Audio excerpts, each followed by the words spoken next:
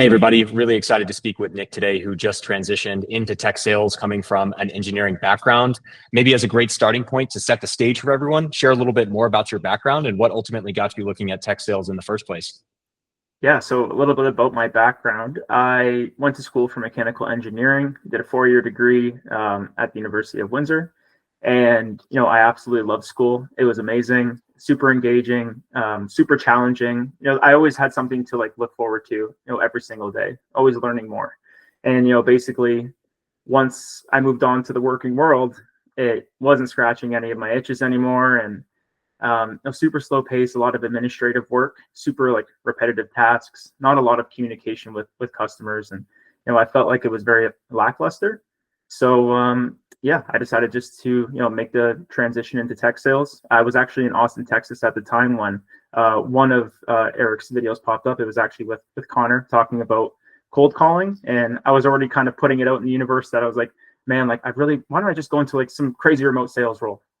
And just out of nowhere, because I've seen it everywhere, and I never even knew tech sales existed until I found that video. And I always had that passion and drive, and that I had, but that I still have, and that I got back in university to take financial responsibility, and be able to bet on myself now, because I know I have that other gear I can turn up to, and I want to be rewarded for my performance at work. So I felt like sales is the perfect path, and it's also a high value skill that leads into business and entrepreneurship.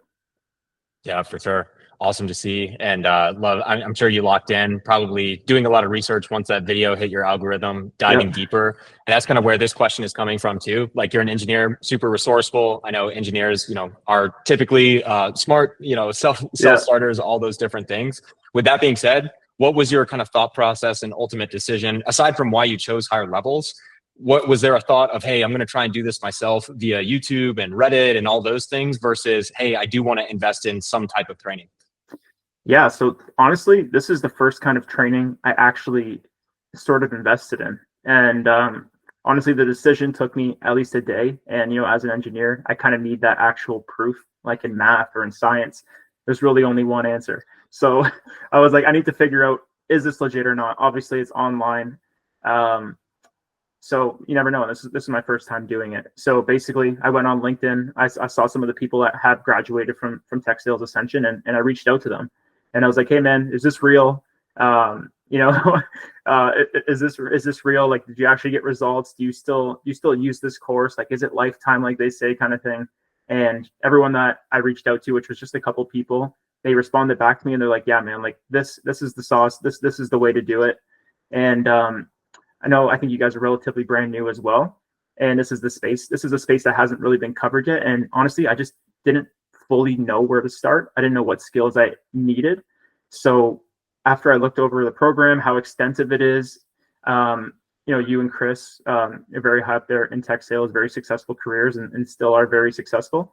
I was like, you know what? Let's just take a jump. Like I said, if not now, then when? And let's be real. My engineering degree was, probably 50 times more than what the course at higher levels costs. And yeah, the salaries are really close to being the same as an entry level engineer. And, within a couple of years of tech sales, there is a possibility of even, breaking over that as an AE or a sales engineer. Definitely. Yeah, I'd love to see that. And just one last question there too. In your own research, were you even considering other programs, or what really made higher levels, stand out if it wasn't anything more than the testimonials and LinkedIn? Mm-hmm. Yeah, I mean, you guys just seemed like super raw and authentic. Um, I know in the course after I purchased it, or maybe what you were talking about a little bit on your Instagram, was like, this is a course that you have to do it yourself. Like, this is your responsibility after you purchase this course to get yourself a job. And I'm like, this is what I like. It's like they're not like leading you. Oh, here on a golden platter. Here's your interview with Amazon. And it's like, I didn't want any of that. Like, if I'm going to do it, I'm just going to throw myself in. And like you said perfectly, and you and Chris have said, like, you're doing the job before you're actually getting the job. And I feel like that has brought me a long way already. Just, knowing how to message, knowing how to answer questions in a clear and concise fashion, because that's what you're going to have to be doing on the phone regardless. Because if you go off on a tangent and start waffling, like, I would assume that your prospect is just going to hang up the phone because they have better things to do. Yeah, totally. And obviously great to have you here. Maybe transitioning to a little bit of what you did to get several interviews. I know you mentioned you got late stages with several different companies, maybe focusing first and foremost on landing interviews in the first place.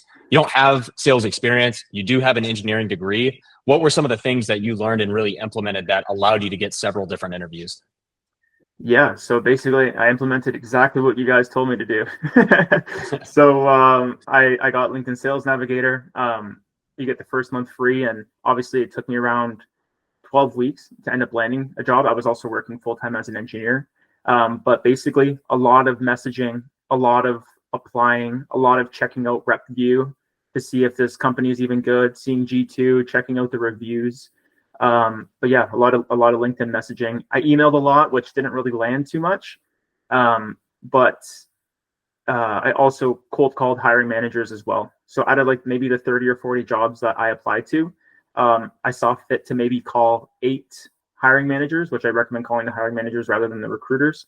But out of the 8 that I called, 1 picked up, and I actually ended up landing an interview based off of it. So guys, it does work. And basically the workflow that Eric's going through is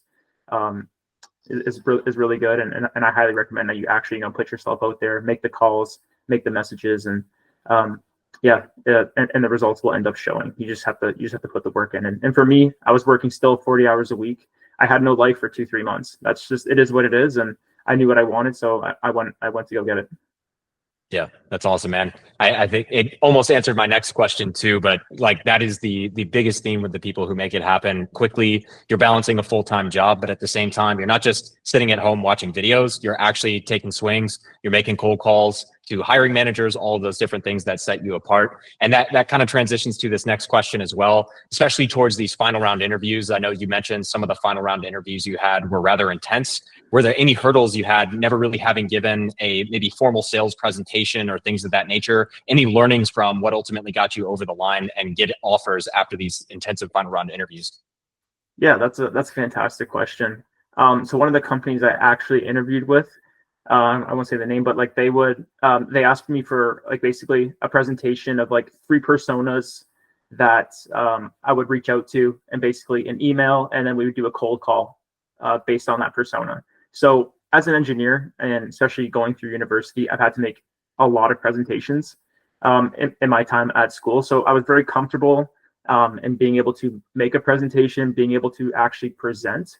And I used a lot of the resources that you guys provided as well, like email templates, because I saw a lot of them are, I would assume, like very high converting. And, if I received that certain email, I would also kind of click on it, and like it was super persuasive, which is good. And even like the cold calling templates, and those are very solid. I did look up a lot of other, not like tips and tricks, but I'm really into like NEPQ as well, and gap selling. So I basically used Higher Levels framework and a lot of those questions that I found in NEPQ and gap selling to eventually kind of set myself apart, ask the right questions, and honestly end up closing the cold calls that I was on. But honestly, it's just reps on reps on reps, and as Eric said it, just like gamify it. They're not going to hang up on you, so just like maybe get like the best 3 or 4 objections down, so you're able to handle them and continue to push forward. Definitely love to see that. And just executing at a really high level. Really great stuff. I know we were talking before the recording, like I wish I had your mindset. I think back to my engineering career. I tried 2 different jobs before I finally ripped the Band-Aid. I know you just kind of saw the light at the end of the tunnel and knew you needed to make a change. So I definitely envy that. Really, in closing, is there any advice you give to your younger self, maybe someone watching this that's on the fence about tech sales or making that transition? Any advice would be an awesome way to end. Yeah, just a little bit of advice.